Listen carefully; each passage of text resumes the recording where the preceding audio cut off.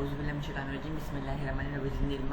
हमने ट्रांसक्रिप्शन हद से ज़्यादा कल डिटेल में कि पॉलीमिथाइल जीटीपी कैसे लगती है। जीटीपी हमारे पास आपको पता है गुआनोसिन है। गुआनोसिन के ऊपर बहुत सारे कार्बन लगे हुए हैं, उसको 7 के ऊपर एक 7 मिथाइल का लग जाता है कि ताकि वो ब्रेक ना हो।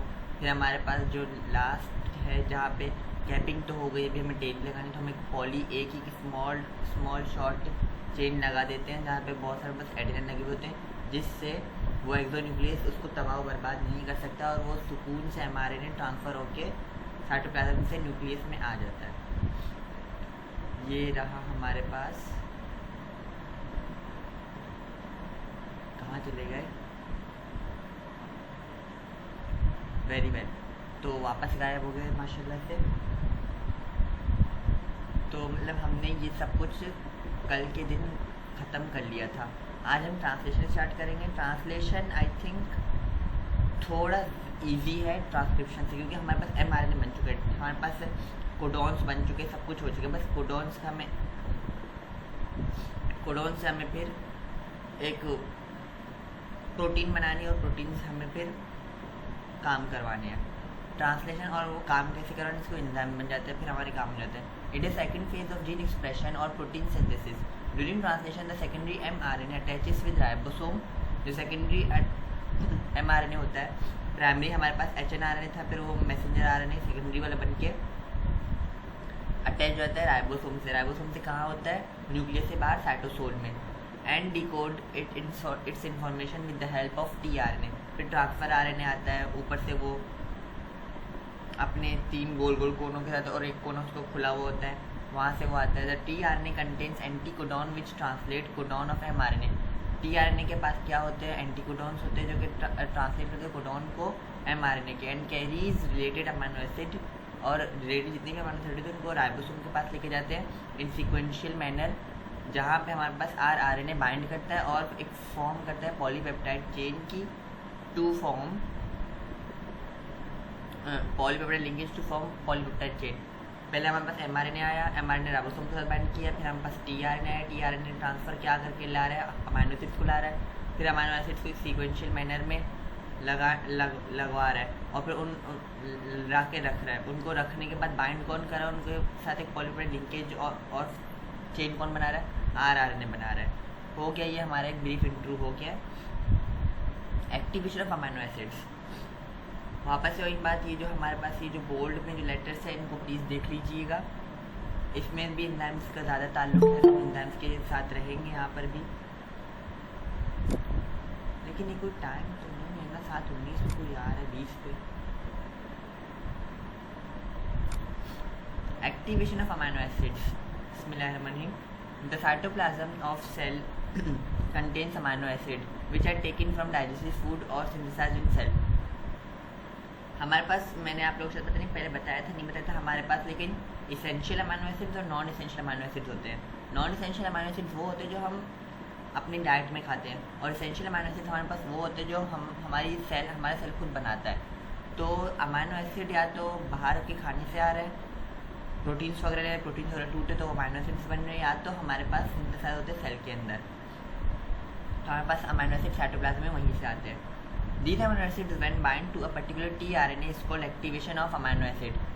हमारे पास जब अमीनो एसिड ऐसे फालतू में डीएक्टिवेटेड फॉर्म में घूम रहे होते हैं, लेकिन जब वो tRNA के साथ बाइंड करते हैं, पर्टिकुलर tRNA के साथ जिसके साथ उसको बाइंड करना है, तो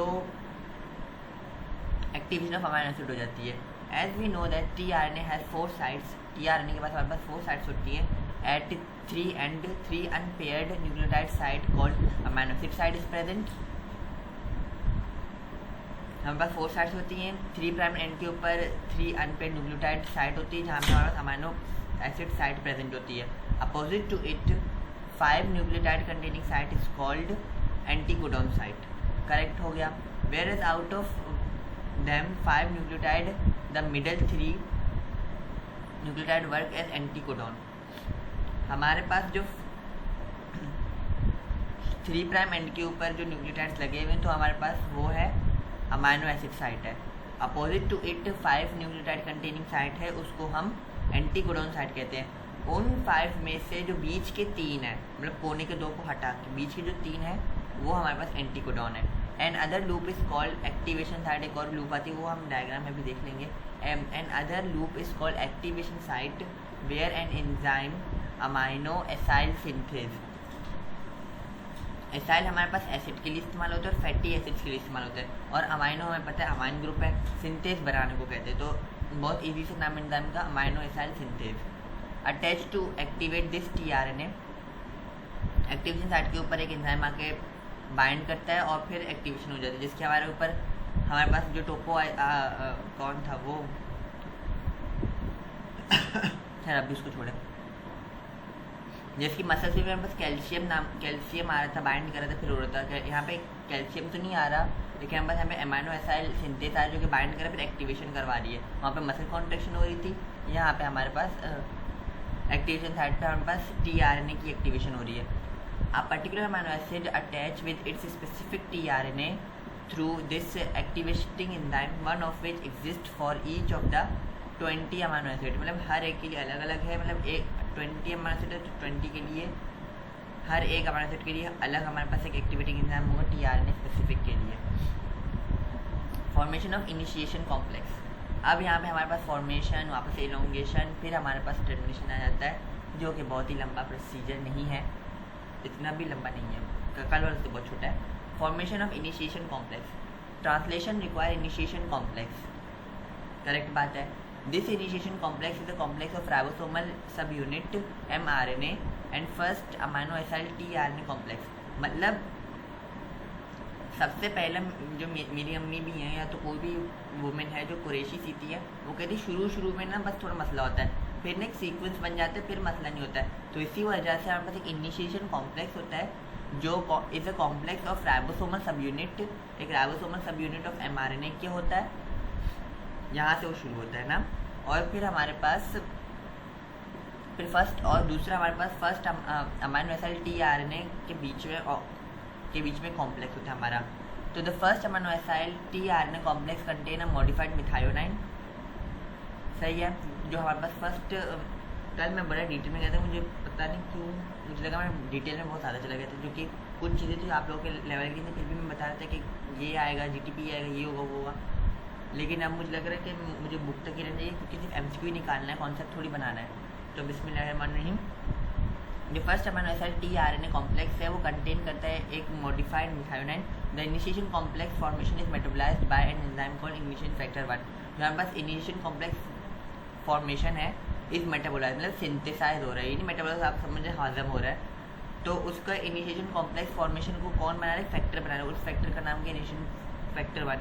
during this process 5 end of the mRNA molecule also bind to the smaller subunit of ribosome. यहाँ पे आके मतलब यहाँ से ये शुरू हो रहा है, कहाँ गया ये 5 प्राइम उन्होंने इस कोने में घुसा दिए, यहाँ पे इसको रख के फिर आपको यहाँ से यूँ भेजना है, ठीक है। तो हमारे पास 5 प्राइम एंड के ऊपर 5 prime end of mRNA molecule also bind to the smaller subunit of ribosome. हमें पता होता है राइबोसोम के 2 सब यूनिट होते हैं, एक छोटा वाला नीचे होता है और एक बड़ा वाला ऊपर उसके होता है। With the help of another enzyme called initiation factor 2,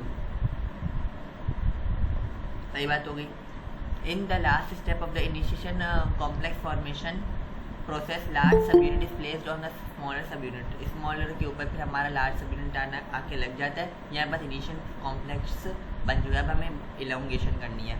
the ribosome has 3 sides, P side peptidyl side, A side amino acyl side and E side exit side, ये सबको पता है। And other tRNA with appropriate amino acid binds to the next side, example A side. पहले हमारे पास P side के ऊपर एक आके बाइंड कर रहा था, अब पी साइड वाला कहाँ है, फिर पी साइड वाला पहले पी साइड के ऊपर एक आके बाइंड कर रहा था, फिर पी साइड वाला निकला, फिर हमारे पास ए वाला आया, फिर ए वाला निकला, फिर हमारे पास ई वाला आया, ई वाला सबसे लास्ट में से आता है, वरना कंटिन्यूसली ये दोनों काम कर रहे थे, क्योंकि हमारे पास अमाइनो एसिड तो बन रहा है, अमाइनो एसिड की चेन बन गई, फिर अमाइनो एसिड के बीच में हमारे पास पॉलीपेप्टाइड की चेन हमें बनानी है, तो इसीलिए हमारे पास अमाइनो एसिड को जोड़ कौन रहा है, पॉलीपेप्टाइड की लिंकेज जोड़ी है, तो हमारे पास इसीलिए उसको बार बार लगाना पड़ रहा है।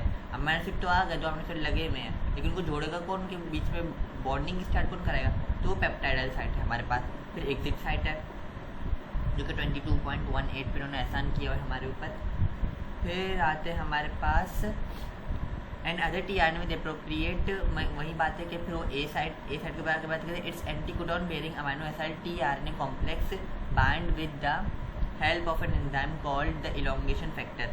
तो हमारे पास जो है दूसरा टीआरएनए उसका एंटीकोडॉन बेयरिंग पार्ट होता है, वो आके लग जाता है, लेकिन वो किससे लगता है, कॉम्प्लेक्स कैसे बनता है, एक इलोंगेशन फैक्टर से बनता है। एक एंजाइम होता है उसका नाम होता है इलोंगेशन फैक्टर। तो अमाइनो एसिड में सारे यहाँ पे आके जमा करके रख दूँ, सीक्वेंस में भी रख दूँ, लेकिन बस ग्लू इन जो उनको चिपकाएगा कौन, तो उसी तरह से हमारे पास इलोंगेशन फैक्टर आके एंजाइम वो उनको चिपकाना शुरू करता है। In the next step an enzyme peptidyl transfer is reached from P site, remove the amino acid from tRNA present on P site. तो मतलब जो टीआरएनए के ऊपर जो हमारा अमाइनो एसिड लगा हुआ है उसको हटा के बाइंडिंग कराना शुरू करवा देता है। And bind to new amino acid present on A site. सही है। पी साइट के ऊपर एक हमारे पास पेप्टाइडल ट्रांसफरेज एंजाइम होता है। टीआरएनए जहाँ जैसे कुछ उसके ऊपर अटैच होता है, तो टीआरएनए के ऊपर जो अमाइनो एसिड लगा हुआ है ना, उसको अपने पास रख लेते, तो टीआरएनए को किक आउट कर देता है। फिर क्या करता है वो, फिर वो bind to new amino acid present on A site. फिर हमारे पास जो नया ए साइट के ऊपर एक अमाइनो एसिड पड़ा हुआ था पहले से, फिर उन दोनों के बीच में एक नया पेप्टाइड बॉन्ड आ जाता है। इस तरह से ये जुड़ना शुरू हो जाते हैं। It takes place at the site on large subunit called catalytic site, क्योंकि हमारे पास कैटालाइटिक एंजाइम यहाँ पे इलोंगेशन फैक्टर यहाँ पे मौजूद है, जो कि ये काम हमारा करवा रहा है। After it ribosomal subunit slightly move along mRNA from 5 prime to 3 prime. मतलब वही मैंने क्या बताया था पहले, हमारे पास 3 प्राइम टू 5 प्राइम हमारे पास वो बटना 3 इस तरफ था, 5 इस तरफ था डीएनए में, फिर 5 to 3 हमारे पास बन रहा था। फिर अभी यहाँ पर भी 5 to 3 बन रहा है, 3 to 5 नहीं बनेगा, क्योंकि डीएनए नहीं, यहाँ पे हमारे पास प्राइमर और प्रोमोटर वगैरह कोई काम ही नहीं है, तो हम क्यों 3 to 5 में मूव करना है, तो हम 5 to 3 यहाँ पे मूव करेंगे। As simple as above. From 5 prime to 3 prime and so that the empty tRNA shift to E side. फिर हमारे पास एम्प्टी जो टीआरएनए होता है वो ई साइड पे शिफ्ट होता है, फिर वो टीआरएनए वहाँ से नॉकआउट होकर चला जाता है। while the tRNA at A site shifted to P site and a new codon is exposed at A site। पहले A से P पे गया, फिर P से E में जा रहा है, ठीक है। वो tRNA पहले A साइट पे गया, फिर A से जब वो P की तरफ आना शुरू हो जाता है, तो फिर वो जो P साइट होता है वो tRNA को कहता है बस बाइंड हो, तो क्या क्या करना तुम्हें, दफ़ा हो जाए यहाँ से, तो E साइट पे जाके वहाँ से दफ़ा ही हो जाता है बेचारा। तो expose at A side the movement of ribosome called translocation. सही है, मतलब एक लोकेशन से दूसरी लोकेशन के ऊपर हम बस उसको गोल गोल घुमा रहे हैं, तो इसको हम ट्रांसलोकेशन कहते हैं। Another tRNA with its amino acid reached at A side to bind with its anticodon. फिर ऐसे ही हमारे पास एक same repeated again and again एक प्रोसेस चल रहा होता है, हमारे पास एक पॉलीपेप्टाइड चेन बन जाती है until the ribosome is attached reach to stop at A site. Termination कैसे होता है, when the ribosome is reach at stop codon. हमारे पास हमने कल पढ़े थे आग उगा पे, तो ये वो हमारे पास एक सिग्नल होता है कि अब बस यहाँ तक हो गया, अब हमें बस इसके आगे नहीं बढ़ना है, क्योंकि पूरा का पूरा तो हमें अब mRNA, अब पता नहीं mRNA कितना लंबा होगा, पूरे नहीं करना है, जितना हमें ज़रूरत है उतना ही करेंगे ना। When the ribosome is reached at stop codon, which is also called nonsense codon, this codon do not bind to any tRNA, so no elongation takes place further. Now the peptide chain, polypeptide chain, is released from ribosome by separating ribosomal subunits from mRNA. तो बस फिर वो एक complex बन के एक अपने अंदर तोड़ मड़ोड़ के एक स्ट्रक्चर बन जाता है। तो हमारा ट्रांसलेशन, ट्रांसक्रिप्शन ये सब हमारा ख़त्म हो चुका है अल्हम्दुलिल्लाह। और ये हमारे पास कुछ मेन टॉपिक्स थे, कोडॉन्स वाला वो गुगा वाला, और एक AUG वाला स्टार्ट कोडॉन। तो ये हमारे पास, और जो बोल्ड में है इनका, लेकिन मैंने सोचा कि बोल्ड वाले पहले पढ़ा दूँ, कॉन्सेप्ट बनना चाहिए, डेफिनेशन का तो बन जाएगा लेकिन कॉन्सेप्ट थोड़ा बने। तो आई होप कि आप लोगों को कॉन्सेप्ट बन चुका होगा कि ट्रांसक्रिप्शन कैसे हो रही है, रिपेयर कैसे हो रहा है, ट्रांसलेशन कैसे हो रही है, कोडॉन्स क्या होते हैं, कहाँ से आ रहे हैं, कैसे होते हैं, सब कुछ हमारा हो चुका है। Prokaryotes have ribosome in cytosol, so proteins in this completely takes place in cytosol. मतलब इसका सारा काम बेचारे का साइटोसोल में हो रहा है, क्योंकि ये इतना बड़ा स्ट्रक्चर का है भी। लेकिन यहाँ पे ribosomes of eukaryotes are attach with rough endoplasmic reticulum, so it mainly occurs in rough endoplasmic reticulum, क्योंकि हमारे पास, हमें भी पता है न्यूक्लियस के बाहर हमारे पास एंडोप्लाज्मिक रेटिकुलम होते हैं और एक स्मूथ होता है, एक रफ होता है। तो रफ के ऊपर हमारे पास कौन है? राइबोसोम है। सिंपल सी बात है। The prokaryotic gene DNA found in cytosol, so transcription translation both occur in cytosol. लेकिन यहाँ पे पहले न्यूक्लियस में होता है, फिर वापस से हमारे पास ट्रांसलेशन साइटोप्लाज्म में होता है। The prokaryotic gene does not contain intron, लेकिन हमारे पास यूकैरियोटिक में इंट्रोनिजन होते हैं, क्योंकि यहाँ पे बार बार प्राइमर नहीं लग रहा है, यहाँ पे प्राइमर लग रहा है क्योंकि बहुत छोटा सा, ये बहुत लंबा सा है। इसके मल्टीपल प्राइमर्स होंगे, इसका एक ही प्राइमर होगा जो सारा काम कर रहा होगा। In prokaryotes the gene promoter 1 for transcription are T, मतलब इसको दफ़ा करे और इसको भी दफ़ा करे, -10 सीक्वेंस या तो फिर -30 सीक्वेंस। और यूकैरियोटिक में हमारे पास टाटा बॉक्स होते हैं, या तो कैट बॉक्स होते हैं, या तो हमारे पास एक जीसी बॉक्स भी होते हैं। यहाँ पे जीसी बॉक्स नहीं तो हम जीसी बॉक्स क्यों करेंगे। टाटा हमारे पास -25 होता है और कैट हमारे पास -70 होता है। The ribosomes are 70S for translation initiation amino acid is modified and formyl methionine. सही बात है। और फिर the ribosome are 80s for translation the initiation amino acid is not modified, example methionine. In prokaryotes no cap and tail are formed with mRNA। क्यों बनेगा भाई? क्योंकि वो साइटोसोल में उसका सारा काम हो रहा है, उसको थोड़ी हमें बाहर भेजना है। In eukaryotes the cap of 7 methyl GTP and poly A tail is formed. अच्छा, रेगुलेशन ऑफ जीन एक्सप्रेशन से पहले मैं आप लोगों के पास वापस से आ चुका हूँ एक सवाल करने कि आप लोगों को अगर ट्रांसलेशन तक कोई भी किस्म का कोई सवाल है तो प्लीज़ अभी पूछ लें। ये नहीं हो कि आप लोगों का कॉन्सेप्ट कहीं पे नहीं है और हम आगे बढ़ जाएं। अगर नहीं है तो नो लिख दे, अगर है तो यस लिख के छोड़ दे, फिर मैं वेट कर लेता हूँ जब तक आपका क्वेश्चन आ जाता है।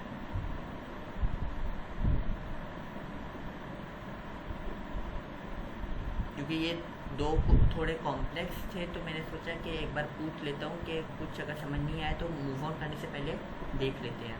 किसी को कोई क्वेश्चन नहीं तो नो या यस तो लिख देना भाई।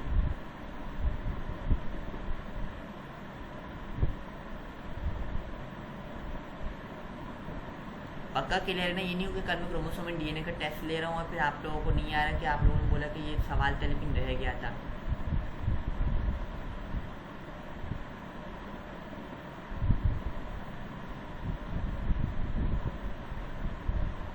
इसके हार्ड MCQs नहीं आते, सिर्फ कॉन्सेप्चुअल MCQs आते हैं। इसीलिए मैं बार बार आप लोगों से बोल रहा हूँ कि इसका कॉन्सेप्ट बनाना ज़रूरी था, इसलिए मैंने इसको पूरा पढ़ा है। वरना इसको भी मैं, इस चैप्टर को भी मैं शॉर्ट करवा के इनहेरिटेंस की तरह ख़त्म करा, लेकिन मुझे पता है इसका कॉन्सेप्ट का MCQ बनेगा, फिर आप लोग मुझे पकड़ेंगे। ये भी इंपॉर्टेंट, मैंने आप लोग को पहले बता दिया, ये बायोटेक्नोलॉजी और इनहेरिटेंस हमारे पास इंपॉर्टेंट चैप्टर, इसलिए मैं बॉटनी में इन्हीं को ही करा रहा हूँ। चले अब हम आगे बढ़ जाते हैं, लेकिन मेरा क्वेश्चन ये नहीं था कि आप लोग इंपॉर्टेंट या इजीनेस का पूछें, क्वेश्चन ये था कि आप लोगों को कॉन्सेप्ट को प्रॉब्लम है तो वो पूछें। चले अब हम आगे बढ़ जाते हैं। बिस्मिल्लाहिर्रहमानिर्रहीम। Regulating gene expression. अभी जीन एक्सप्रेशन सारा दिन तो नहीं होता रहेगा ना कुछ तो हमें ऊपर नीचे करवाना पड़ेगा ना, बस ये वही चल रहा है। इसकी इंपॉर्टेंस है, इसका फीडबैक वगैरह सब कुछ है। The cell requires protein in the form of enzymes for regulating its function, developing its structure and for its differentiation. इससे कंप्लीट है, एक सेल को अपना सारा काम करने के लिए प्रोटीन चाहिए एंजाइम की फॉर्म में। वो कहाँ से हो रहा है? हमारे पास जीन एक्सप्रेशन वगैरह हो रहे हैं। Therefore, all cells regulate synthesis of protein from information present on DNA. Simple सी बात है। The process of turning on or off a gene is called regulatory gene expression. Each cell controls the gene expression according to its requirement. सही है।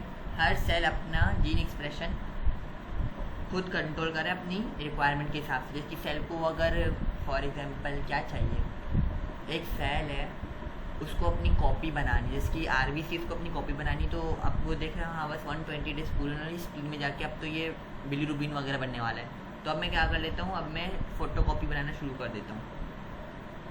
Example, when and how its genes are expressed, this control requires a mechanism which tells the cell when a gene is expressed and when it will be stopped. Example, this protein is no longer required by the cell.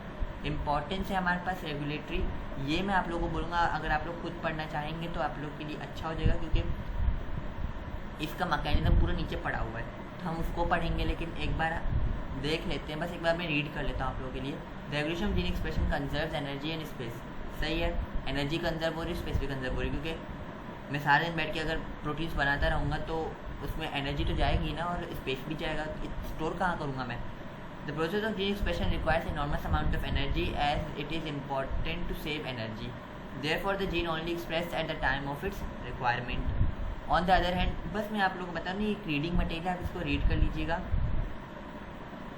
लेकिन अगर ऐसा regulatory process अगर नहीं हो तो disturb हो जाए तो हमारे पास कैंसर हो सकता है, लाइसोसोमल डिसऑर्डर हो सकता है। Example, liver perform function of alcohol remover from blood stream. For this liver cells express gene of an enzyme called alcohol dehydrogenase. This enzymes break alcohol into non toxic but the RBC can not do it, so RBC keep this gene turned off. तो मतलब RBC के ऊपर ये mechanism है ही नहीं, तो RBC की ऊपर ही वाली जीन चुपचाप पड़ी हुई थी। Similarly the liver can not carry oxygen, so they keep their gene turn off which synthesise haemoglobin protein. बस ये वो था रीडिंग मटेरियल। अब हमारे तो मेथड ऑफ जीन रेगुलेशन। आज हम जीन रेगुलेशन तक ही करेंगे, फिर इंटर्न एग्जाम को हम इंशाल्लाह फिर कल हम पूरे चैप्टर कंप्लीट करेंगे। Method of gene regulation. Regulation of gene expression takes place in two ways. Example, positive and negative regulation. The genes are expressed by positive protein called activators. सही बात है, तो हमारे पास एक्टिवेटर्स होते हैं, वो हमारे पास जीन की एक्सप्रेशन को करवा रहे होते हैं। This type of regulation is called positive gene regulation. On the other hand the gene expression is suppressed by the presence of specific regulatory protein. Example, repressor. मतलब वो बस क्या करा रहा है, वो काम को बढ़ा रहा है रेगुलेशन की, ये क्या कर रहा है, उसको बस सप्रेस करवा रहे हैं। Unicellular living things regulate gene expression so that their metabolic and biosynthetic pathways change in response to changes in their environment. Example, E. coli bacteria growing in the presence of lactose synthesize enzymes which allow lactose to be utilized as energy source. सही है, मतलब उसके पास lactose को तोड़ने के लिए enzymes वगैरह मौजूद है, इसलिए वो लैक्टोज को तोड़ता है। लैक्टोज हमारे पास एक मोनोसैकेराइड है, फिर उससे हमें उसको ई कोलाई को एनर्जी मिलती है। इफ़ लैक्टोज इज वैसे मोनो बोले, ये डाइसैकेराइड है। If lactose is replace by another disaccharide then a different set of metabolic genes are expressed and the gene required for lactose metabolism are not regulated, so the gene of lactose are repressed. जैसे कि पहले हमारे पास appendix ले लेते हैं, appendix काम कर रहा था तो हमारे पास सेल्यूलेज बन रहे थे, लेकिन ऐसा ऐसा हमने कच्चे खाने छोड़ दिए, मतलब कच्ची सब्जियां खाना छोड़ दी और हम इस वाले पके हुए खाने पे आ गए जिसके अंदर पहले से ही वो डी नेचर हुआ होता है, मतलब टूटा हुआ होता है उसका सारा फाइबर्स वगैरह, तो हमें फाइबर्स तोड़ने के लिए सेल्यूलेज वगैरह नहीं चाहिए होता है। तो इसी तरह से फिर उसकी जीन आहिस्ता आहिस्ता एक्सप्रेस होते होते फिर वो सप्रेस हो गई वर्निफॉर्म अपेंडिक्स की सेल्यूलेज की। फिर हमारे पास आ गया मल्टीसेलुलर ऑर्गेनिजम्स। इसका भी बस ये ले लें, एक बार रीड कर लीजिएगा, इसमें ही बस रीडिंग मटेरियल, बस इसको पढ़ लेते हैं। The gene can regulate at all stages of gene expression. This regulation can be occur when, नहीं यार पढ़ लेते हैं, फिर आप लोग बोलेंगे सब कुछ छुड़वा रहा है। बिस्मिल्लाहिर्रहमानिर्रहीम। Multicellular organisms have additional capacity to regulate gene expression so that many genes are expressed in specific tissues. सही है, हमारे पास बहुत ज़्यादा मल्टीसेलुलर ऑर्गेनिज्म के अंदर कैपेसिटी है तो रेगुलेट कराने की जीन एक्सप्रेशन की, तो मैनी जीन्स एक्सप्रेस होते हैं स्पेसिफिक टिश्यूज़ के अंदर। मतलब एक टिश्यू है हमारे पास, फॉर एग्जांपल कौन सा टिश्यू है, एक स्मूथ टिश्यू है हमारे पास, उसका काम है कि वो क्या करा है, कुछ तो करा है, वो कुछ में आ जाता है कि वो WC फॉर एग्जाम्पल वो WC बनाए, तो वहाँ पे सिर्फ WC के बनाने के जीन्स एक्सप्रेस होंगे, बाकी RBC के बनाने के, प्लेटलेट्स के बनाने के वहाँ पे सप्रेस हुए रहेंगे, क्योंकि वहाँ पे उसका काम ही नहीं उसको बनाने का। This the sequential activation of specific genes in different regions of the embryo drives the development of the embryo, the formation of the different tissues and cell types. In these cells, DNA remains in the nucleus. Some of its regions, genes transcribed into RNA which transported out of the nucleus into cytoplasm where ribosome translate it into protein. मतलब different regions होते हैं हमारे पास, different regions पे हमारे पास different receptors से different jeans होते हैं, तो उन जीन्स के ऊपर स्पेसिफिक एक कोडॉन्स होते हैं, उन कोडॉन्स को हम डीकोड करते हैं, हम बाहर लेके आते हैं न्यूक्लियस से, फिर हम उनको राइबोसोम के ऊपर लेके जाते हैं, फिर वो ट्रांसफर होते हैं प्रोटीन के अंदर। The genes can regulate at all stages, हमारे पास ये मैंने पढ़ लिया। डीएनए से uncoiled from nucleosome to bind with transcription factor, example epigenetic level, और when RNA is transcribed, example transcriptional level, और when it is transported to cytoplasm from nucleus, example post transcriptional level, और when mRNA is translated into protein, example translational level, or after the protein has been synthesized called post translational level। मैंने उसको छुड़वा के ये मैंने बोला मैं इसको पढ़ा देता हूँ, क्यों इसके अंदर ये जो हमारे पास ये जो वर्डिंग दी हुई है ना, इसका पूछ लेते हैं कि हमारे पास when it is transported to, क्या हमारे पास जो RNA जो जब वो ट्रांसप्लांट होकर चला जाता है तो उस प्रोसेस को हम क्या कहते हैं, उस लेवल का नाम क्या होता है, तो ये हमारे पास लेवल्स दे देते हैं, फिर उनमें से एक को टिक लगाना होता है। Regulatory element can operate so that the product of one gene controls the activity of the other gene। ये हम इनहेरिटेंस में एक बार पढ़ लेंगे कि एक जीन क्या हो रहा है, दूसरे जीन के ऊपर कैसे अफेक्ट कर रहा है। Some of which may themself regulate other gene, जिसकी अभी मेरे पास एक आम की जीन है, मेरे पास आम की जीन ये है कि उसको मोटे बनाने, क्योंकि अम्मी की आंखें मोटी हैं, लेकिन एट द सेम टाइम अम्मी की आंखें काली भी, लेकिन हमारे पास काला भी कलर प्योर में नहीं है, तो वो डोमिनेट नहीं हो रेसिसिव है, लेकिन अब्बू की आंखें ब्राउन है। तो एक जीन का इफेक्ट दूसरे जीन के ऊपर ऐसे हो रहा है कि मोटी आंखें तो आ गई, लेकिन अब उनके अंदर अम्मी के कलर की जीन्स नहीं है, अब्बू के कलर की जीन्स है, तो एक जीन के ऊपर दूसरे जीन का काम। Activation of one gene can initiate a cascade of regulatory enzyme. Role of intron and exon, सोच रहा हूँ पढ़ लेते हैं, तो पढ़ ही लेते हैं। Role of intron and exon gene expression, the eukaryotic genomes contain intron and exons, while prokaryotic में नहीं होते हैं। During gene expression all introns are transcribed into RNA. वहीं पर हमारे पास प्राइमर वाला वो सीक्वेंस है, प्रोमोटर प्राइमर नहीं, वैसे वो प्रोमोटर्स को कहते हैं, तो प्रोमोटर हमारे पास फिर वो इंट्रॉन बन जाते हैं and replicated during replication process. लेकिन इंट्रॉन ट्रांसलेशन में तो पार्टिसिपेट ही नहीं करते, क्योंकि नॉन कोडन रीजन है, तो इनको हम स्पेसिसोम के जरिए काट देते हैं। तो द टोटल जीनोम हमारे पास है, तो बस हमारे पास 40% तो इंट्रॉन होते हैं एवरेज के अंदर। तो एक सवाल आ रहा होता है, तो इंट्रॉन प्रेजेंट ही क्यों है? The existence of intron in genome is a real mystery given the expensive energy cost for a cell to pay for copying the entire length of several introns in a gene. सही बात है। And eliminates them at the exact position controlled by big RNA and protein complex after transcription. Do introns are not totally junk?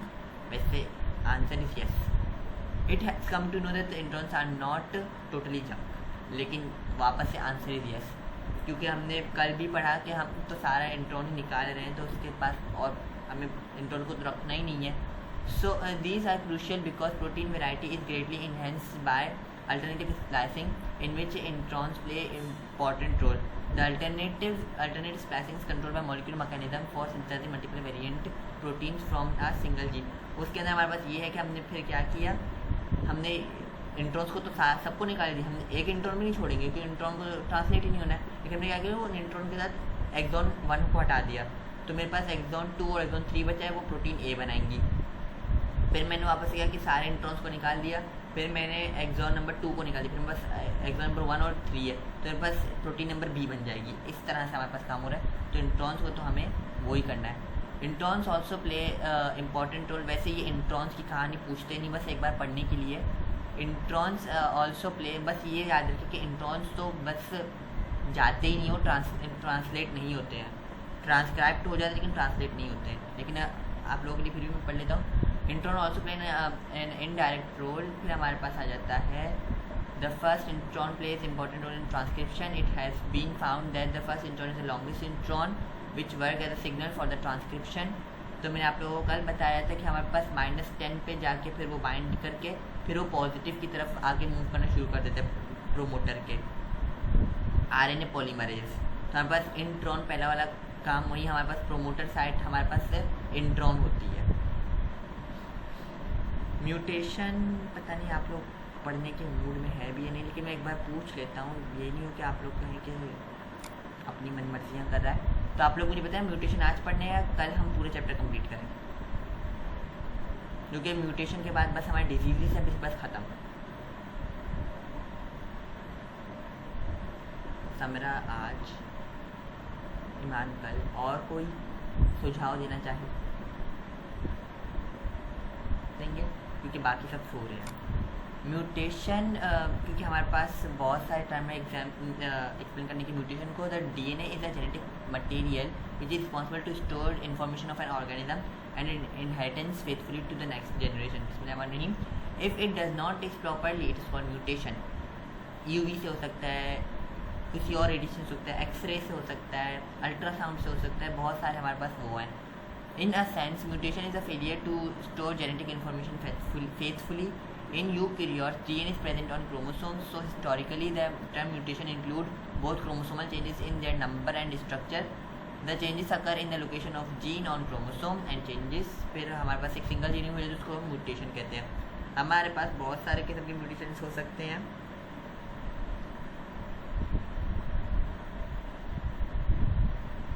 Nucleotide के ऊपर भी हो सकते हैं, हमारे पास जीन के ऊपर भी हो सकते हैं, पूरे का पूरे क्रोमोसोम के ऊपर भी हमारे पास एक कोई म्यूटेशन हो सकता है। तो ज़रूरी नहीं कि वो सिर्फ हमारे पास एक न्यूक्लियोटाइड पे ही हो या तो हमारे पास कोई जीन पर ही हो। अब हमारे पास सोर्सेज एंड टाइप्स आ जाते हैं। फिर हमारे पास फिजिकल म्यूटेजेंस है, वो क्या होते हैं। फिर हमारे पास एक्सरेज आ जाती हैं, गामा रेज आ जाती हैं जो कि अल्ट्रावायलेट रेज हैं। इससे हमारे पास sometimes cosmic waves and ultrasonic waves जो कि हाई टेम्परेचर पे होती हैं। तो हमारे पास ये फिजिकल म्यूटेजेंस है जो हमारे पास म्यूटेशन करवा देती हैं। इससे भी कैंसर सेल्स वगैरह वो होते हैं। केमिकल म्यूटेजेंस हमारे पास फिर वापस आ जाते हैं कि हमने क्या किया, निट्रस ऑक्साइड, मस्टर्ड गैस और फोटोकेमिकल और रेडियोएक्टिव आइसोटोप्स वगैरह वो किए। बस ये वापस वही बात, ये रीडिंग मटेरियल है, लेकिन ये MCQ के लिए अच्छी चीज़ है कि ये रीडिंग मटेरियल और ईजी भी है। तो हमारे पास फ्री ऑक्सीजन भी वर्क ऐसे करता है हमारे पास, क्योंकि फ्री ऑक्सीजन O है, O2 नहीं है। अब हमारे पास बायोलॉजिकल म्यूटेशंस आ जाते हैं। फिर हमारे पास वो एरर आ जाता है, डिसजंक्शन आ जाता है, कोई मसला आ जाता है, रिपेयर मैकेनिज्म नहीं हो पाते, तो उस वजह से हमारे पास हेट्रोप्लॉइडी हो जाती है। तो हमारे पास सब वायरसेस आ जाके उस जीन के ऊपर, T सेल्स के ऊपर आके उसके जीन के ऊपर हावी हो जाते हैं। फिर वो HIV जैसे स्किन कैंसर, एग्जाम्पल कापूसी सार्कोमा ले लें। टाइप्स ऑफ म्यूटेंट्स हमारे पास म्यूटेशंस आ जाती है। हमारे पास ये वाली कौन सी थी, हमने ये वाली तो कर ली। अब हमारे पास आ जाती है types of mutation on the basis of location. मैं बोलूँगा सिर्फ इसको कर लें, इस वाले ये क्या है जो भी है इसको कर लें। Chromosome mutation, gene mutation. Types of mutation on the basis of sources, spontaneous, example occur naturally by internal external factor. Induced mutation, artificially developed by external factors. Spontaneous अपने आप हो रही है, इंड्यूस्ड हमें करवानी पड़ी है। क्रोमोसोमल म्यूटेशन, हेट्रोप्लॉइडी, हमारे पास पॉलीप्लॉइडी और यूप्लॉइडी आ जाते हैं। और क्रोमोसोमल एब्रिएशन में हमारे पास डिलीशन, डुप्लीकेशन, इन्वर्जन और ट्रांसलोकेशन आ जाती है। Do most mutations are harmful, कुछ म्यूटेशन हार्मफुल होती है लेकिन कुछ हमारे पास पॉजिटिव भी होती हैं। जिसकी नेगेटिव म्यूटेशन में हमारे पास Down syndrome, sickle cell anaemia आ जाता है बस, और पॉजिटिव में हमारे पास आ जाते हैं example mutant gene of black skin colour, mutant आ गई तो वो वाइट से ब्लैक हो गया। Polyploidy to produce different varieties within the same species of the plant, genes of beaks and claws in birds etc. Neutral मतलब वो अगर आ भी जाए तो फ़र्क नहीं पड़ता है ज़िंदगी में, फिनोटाइप वगैरह में। इसको छोड़ें। अब हमारे पास क्रोमोसोमल म्यूटेशन आती है, heteroploidy and chromosomal aberration. Heteroploidy is the change in the number of chromosomes due to non-disjunction during diakinesis of meiotic phase 1, meiotic prophase 1. There are two types of heteroploidy, polyploidy or aneuploidy. It is a type of heteroploidy when a set of chromosomes may increase. Example polyploidy में triplet and 3n हो जाते हैं और tetraploid में 4n हो जाते हैं। Organisms are produced। फिर हमारे पास ये स्पेशली प्लांट्स में होता है। हमारे पास कुछ न्यू वेराइटीज़ की चीज़ें आना शुरू हो जाती हैं, जैसे हमारे पास ये देखें example different varieties of beets and rice are produce, brown rice, white rice, purple rice, पता नहीं कौन कौन से राइस। और बीट्स में भी हमारे पास फिर बहुत सारी वेराइटीज आनी शुरू हो जाती हैं। तो वो पॉलीप्लॉइडी इफेक्ट की वजह से, और ये पॉजिटिव है। अभी एन्यूप्लॉइडी हमारे पास ये हो जाता है। फिर हमारे पास नहीं जिनको ख्वाजा सिरा वगैरह कहते हैं, तो उसके अंदर उस वाले जो म्यूटेशंस तोबा करना चाहिए। It is a type of, तो हमारे पास एक या दो इंक्रीज हो जाते हैं तो कम हो जाते हैं कैरियोटाइप के अंदर of an organism. Monosomy where in chromosome decrease 2n-1, और ट्राइसोमी जिसके अंदर क्रोमोसोम बढ़ जाते हैं 2n+1. Some examples are monosomy and trisomy of humans are given below. Down syndrome हो जाता है जिसके अंदर ट्राइसोमी हो जाता है 2n+1 हो जाता है, जिसके अंदर एक ऑटोजोमल क्रोमोसोम नंबर पे होता है। इसके हमारे पास सबसे ज़्यादा तो वो होता है कि मेंटल हेल्थ ख़राब हो जाती है, और शक्ल तो सबकी सेम होती है, found in both male and female human beings. Abnormal body हो जाती है, छोटी बॉडी होती है, एबनॉर्मल मोटी सी हो जाती है, और बाल बहुत ज़्यादा झड़ते हैं, और मेंटल डेवलपमेंट नहीं होती, राउंड फेस होता है, छोटा सर होता है, skin flap at the back of neck होती है, और हमारे पास wide short hands with short fingers and long tongue. Treatment कोई ट्रीटमेंट नहीं है। अब यहाँ पास ये क्लेनफेल्टर्स सिंड्रोम है, इसके पास फिर हमारे पास वो आ जाता है, ये ट्राइसोमी ऑफ सेक्स क्रोमोसोम आ जाता है। फिर हमारे पास ये मेल डिसऑर्डर है जिसके अंदर फीमेल फेमिनाइन कैरेक्टर्स आ जाते हैं। Example less body hair and facial hairs, enlarged breast, long neck, wide hips, curved shoulders and thighs. The man has small testicles. P के साइड पीज नहीं होती हैं, क्या होती हैं, मटर के साइज की टेस्टिकल्स। वाइसिस आर नॉट, इंशाल्लाह आप लोग भी जब उसमें जाएंगे मेडिकल के अंदर, ख़ास तौर पर उसके अंदर क्या कहते हैं हमारे पास SIUT में, तो वहाँ पे ज़्यादातर केसेस तो हमें यूरोलॉजी के ही मिलते हैं। Voices are not deep as male and infertile male. Treatment testosterone therapy is only solution but is not does not help in reducing infertility.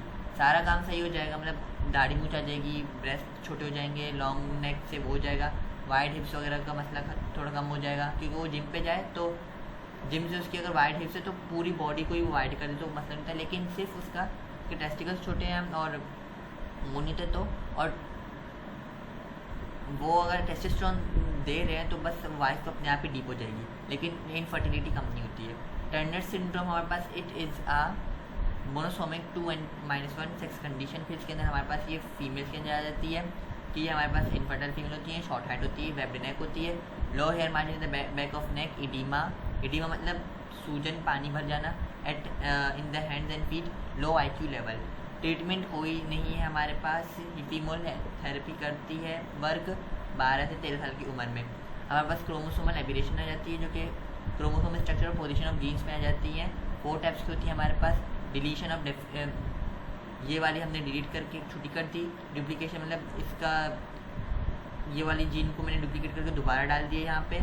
Inversion मैंने इसका सीक्वेंस घुमा के 180 पे घुमा के वापस से दूसरे में डाल दिया, और ट्रांसलोकेशन इसका यहाँ पे डाल दिया और इसका यहाँ पे डाल दिया। ये वाली एग्जाम्पल हमारे पास बहुत कॉमन है कापोसिस सरकोमा में, और उसमें वो 2n-1 वाला वापस आ जाता है। जीन म्यूटेशन हमारे पास आ जाती है। जेनेटिक कोड्स में located on the location of a gene change on chromosome. This type of mutation is called gene mutation. Normal DNA, normal polypeptide. फिर हमारे पास ये सब हो गया। साइलेंट म्यूटेशन हो गई। बस इसको मत देखें।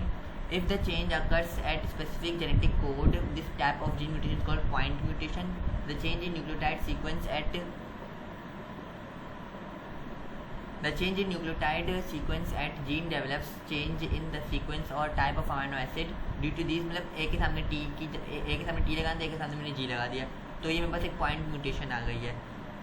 इट में डेवलप नॉन फंक्शनल प्रोटीन, कोई नॉन फंक्शनल प्रोटीन हो जाती है, डिफरेंट प्रोटीन बन जाती है जो कि न्यू कैरेक्टर बना देते हैं ऑर्गेनिज्म के अंदर। हमारे पास एक सिकल सेल एनीमिया है, और दूसरा हमारे पास एक और है, कहाँ गया, फिनाइलकीटोयूरिया।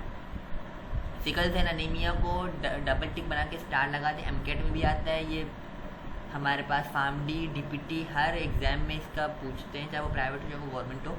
It is a disorder of haemoglobin impairment. Affected individuals contain erythrocyte with low oxygen tension, क्योंकि वो हमारे पास फ्लैट हो जाते हैं, लंबे लंबे हो जाते हैं, गोल नहीं रहते, बाइकॉन्केव नहीं रहते हैं। बस ये रीज़न है।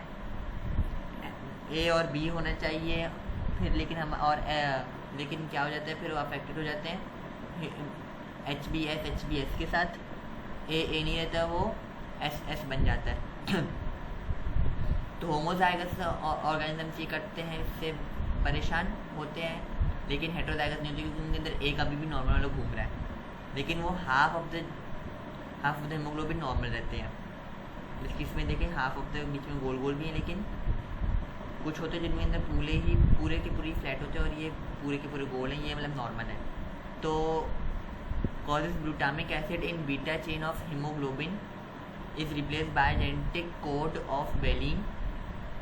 ये कहाँ गया इसका वो कुछ तो यहाँ पे था एक डायग्राम वगैरह, वो डायग्राम कहाँ गई, मैं डायग्राम नहीं मिल रही। तो बस ग्लूटामिक एसिड जो बीटा चेन ऑफ हीमोग्लोबिन पे था वो रिप्लेस हो जाता है वेलिन के साथ। फिर बस हमारे पास ये सिकल सेल एनीमिया हो जाता है। सिम्टम हमारे पास है फिटीग होता है, कमज़ोरी होती है। उसको क्यों होती है? क्योंकि हमारे पास सही से खून नहीं आ रहा, पेन होता है, फीवर होता है, हार्ट बीट फास्ट होती है क्योंकि हार्ट को पंप ही नहीं मिला सही वाला, ब्रेथलेसनेस होती है क्योंकि ऑक्सीजन का वो कम है, और डैमेज ऑफ वेरियस ऑर्गन हो जाते हैं। फिनाइलकीटोन्यूरिया जो बच्चे जो लैक्टोज इंटॉलरेंस वगैरह इसका वो ही है। Inherited disorder when newborn baby is unable to convert phenylalanine amino acid into tyrosine called phenylketonuria is due to the fact the baby is unable to synthesize the enzyme phenylalanine hydroxylase enzyme. The gene for the synthesis of this enzyme becomes defective due to point mutation की वजह से amino acid phenylalanine की tyrosine में जिसको बनना था वो नहीं बन पाता है। instead of tyrosine which damages the phenylalanine की जगह phenyl कीटोन बन जाता है instead of tyrosine which damages the nervous system. It appears in homozygous सिर्फ वो, और फिर avoid phenylalanine containing diet at childhood and at early stage and special milk formula Lofenalac. या आप लोगों को कोई भी जाए ना, वहाँ पे पड़ी हुई होती, सामने ही पड़ी हुई होती है डब्बों के अंदर, फार्मेसी या मेडिकल स्टोर के। Is available for PKU infant, मतलब तो बच्चों के अंदर भी इसका वो ज़्यादा है। यहाँ तक किसी को क्वेश्चन है तो क्वेश्चन कर लें। कल हम इंशाल्लाह इनहेरिटेंस कर लेंगे, वो लोडिंग ही नहीं हो रही है कुछ चीज़ों की, तो हम इनहेरिटेंस कल कंप्लीट करेंगे और सैटरडे से इंशाल्लाह हम बायोटेक्नोलॉजी स्टार्ट करेंगे।